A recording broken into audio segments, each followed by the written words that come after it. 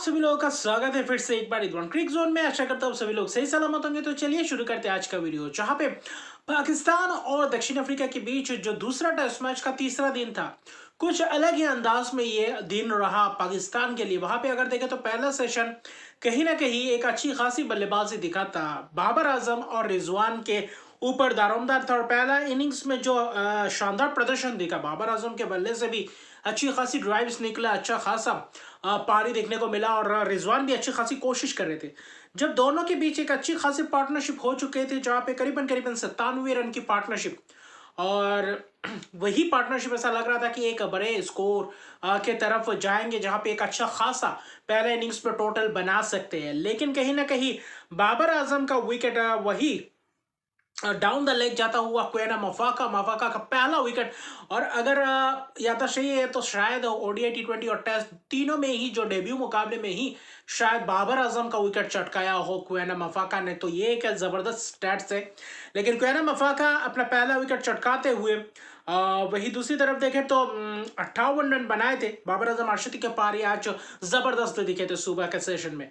फिर बाबर के बाद रिजवान वाइन मुलजार के गेंद में कहीं ना कहीं चहलकदमी करते हुए वहां पे बल्ले पे लगा और कहीं ना कहीं डाउन द ग्राउंड शॉट मारते हुए ज्यादा चहलकदमी कर गए पहले ही गेंद डालने से पहले, और वहां पे बोल्ड हो गए। कहीं ना कहीं इनसाइड एज लगा और वहां पे बोल्ड हो गए, 46 रन बनाकर चलते बने।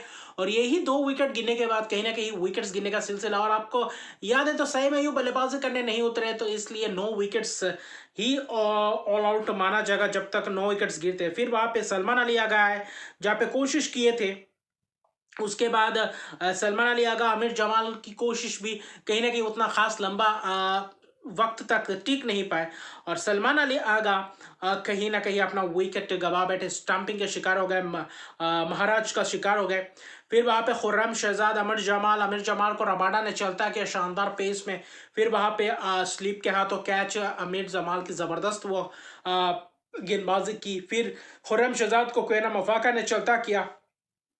आखिरी जो विकेट था वही मीर हमजा। फिर वहां पे कुल मिलाकर देखा तो मीर हमजा महाराज के शिकार हो गए, शानदार शॉर्ट लेग पे खड़ा था, जबरदस्त वो कैच। तो कुल मिलाकर देखे तो 194 पे ऑल आउट हो गया, ऐसा लग नहीं रहा था। 118 पे चौथा विकेट गिरा था, ऐसा लग रहा था कि शायद 250-300 तक शायद पहुंच सकती है, लेकिन कहीं ना कहीं 194 पे ऑल आउट कर दिया। रबाडा 3 विकेट पहले इनिंग्स में, 2 विकेट मफाका, 2 विकेट महाराज, 1 विकेट मोल्डर और 1 विकेट मार्को यानसन का मिला। लेकिन जहां पे था क्योंकि 421 रन बाकी थे, 194 रन करने के बाद भी 421 रन पीछे, तो और एनफोर्स्ड किया गया फॉलो ऑन दक्षिण अफ्रीका के द्वारा। और उसके बाद जो दूसरा इनिंग्स का शुरुआत रहा, जो पहला इनिंग्स बल्लेबाजी कर रहे थे वहां पे कुछ अलग दिख रहा था। दूसरे इनिंग्स में अच्छी खासी ताबड़तोड़ अंदाज में बल्लेबाजी दिखा, तेजी से रन्स पटोते हुए दिखे।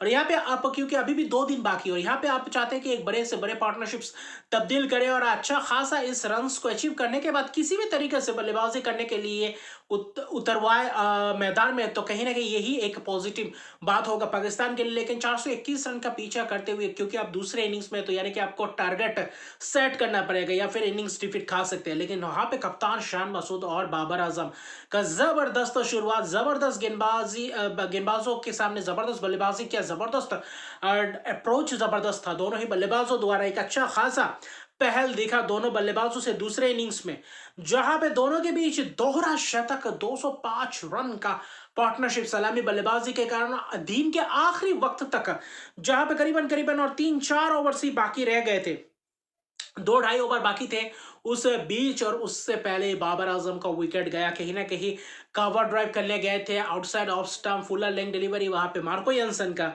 और शायद ये छोड़ भी सकते थे, और ड्राइव करने गए कवर्स की तरफ, और वहां पे हल्का सा एज मतलब थोड़ा बहुत मोटा सा किनारा लगा, और वहीं पे बैटिंगम की जबरदस्त स्लिप में कैच चला कि 81 रन की शानदार पारी बाबर आजम की, शतक से चूक गए। लेकिन जो शुरुआत दिया कहीं ना कहीं आज पहले इनिंग्स में अर्शदीप की पारी, दूसरे इनिंग्स में भी अर्शदीप की पारी, तो कहीं ना कहीं यह साल अच्छा खासा शुरुआत तो दे चुका है बाबर आजम के लिए।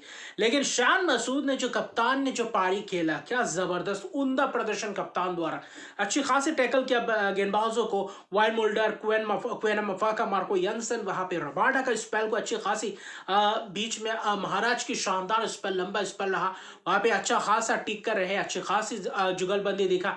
कहीं ना कहीं आज के दिन जबरदस्त बल्लेबाजी, पहले इनिंग्स को अगर छोड़ दे तो कहीं ना कहीं यही, अगर पहले इनिंग्स में एक आध बल्लेबाज शतक या पारी खेल जाते तो कहीं ना कहीं पाकिस्तान को थोड़ा बहुत राहत मिलता, और तीसरे दूसरे इनिंग्स में कहीं ना कहीं थोड़ा बहुत अच्छा खासा रन्स कम मिलता। लेकिन 421 का पीछा करते हुए अभी भी 213 रन बनाकर एक विकेट ही सिर्फ गया, तो ये एक अच्छी खासी पॉजिटिव बात है। कल पाकिस्तान 9 विकेट हाथ में लेकर उतरेगा, जहां पे कप्तान शतक की यह पारी खेल के क्रीज पे मौजूद है और शानदार शतक 102 रन बनाकर नाबाद है।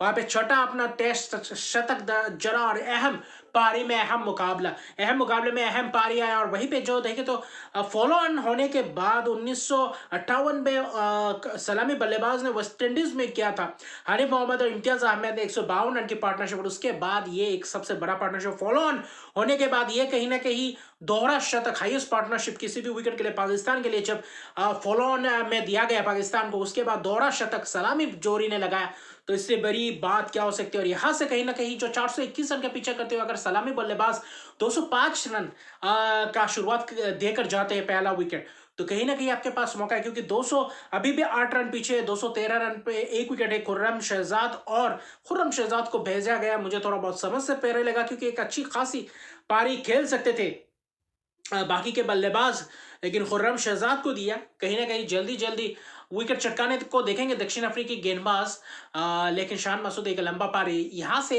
एक आध और बल्लेबाजों को शतक पारी, और यहां से क्या दोहरा शतक की तरफ देख सकते हैं शान मसूद, ये एक दिलचस्प रहेगा। अगर रायन विकल्टन कर सकते तो शान मसूद क्यों नहीं कर सकते। और यहीं पे धैर्य दिखाना होगा, पहला 1 घंटे अच्छा खासा निकालना पड़ेगा, उसके बाद रन्स आप दूसरे सेशन तीसरे सेशन में अभी अच्छी खासी रन्स बटोर सकते हैं। अगर कहीं ना कहीं अगर पहला सेशन में विकेट से एक आध विकेट से ज्यादा नहीं जाता है पाकिस्तान का, तो कहीं ना कहीं पाकिस्तान के पास एक मौका है, एक अच्छी खासी लंबे स्कोर बना सकते। और पहले तो 200 रन, अगर 208 रन ये बना गए तो फिर अच्छी खासी लीड ले पाएंगे। पहले देखते हैं 208 रन के अंदर कितने विकेट्स जाते, क्या वो 208 रन अचीव कर पाएंगे, क्या खुर्रम शहजाद के साथ अगर 50-60 रन का भी पार्टनरशिप कर जाते, उससे ज्यादा करेंगे तो और भी अच्छा रहेगा। लेकिन खुर्रम शहजाद के साथ अगर अर्शदीप का पार्टनरशिप अगर कट जाता है तो कहीं ना कहीं ये भी एक पॉजिटिव रहेगा पाकिस्तानी दृष्टिकोण से देखे तो। और दक्षिण अफ्रीका एक अच्छी खासी रहेगा, आएंगे, लेकिन पिच थोड़ा बहुत कैपटाउन का पिच अलग दिख रहा है इस मैच में।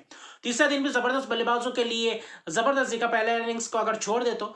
और कल का दिन कैसा रहता है यह सबसे ज्यादा महत्वपूर्ण रहेगा। अगर बल्लेबाजी अच्छी खासी जाते हैं, अगर पूरा दिन कल पाकिस्तान बल्लेबाजी कर पाता है तो कहीं ना कहीं मुझे लगता है लीड ले जाएंगे, करीबन 80-90-100 रन की भी लीड ले सकते हैं। और थोड़ा बहुत शॉट्स लगाना पड़ेगा, थोड़ा बहुत तेजी से रन बटोरना पड़ेगा, लेकिन विकेट्स को भी बचा कर रखना पड़ेगा, क्योंकि बीच बीच में आप लगातार गुच्छों में विकेट्स नहीं दे सकते। और एक बड़े पार्टनरशिप में या फिर छोटे छोटे पार्टनरशिप्स करके भी आप अपना विकेट बचा कर रखना चाहिए, और एक बड़ी पारी किसी भी 2 बल्लेबाजों से कम आना चाहिए इस इनिंग्स में।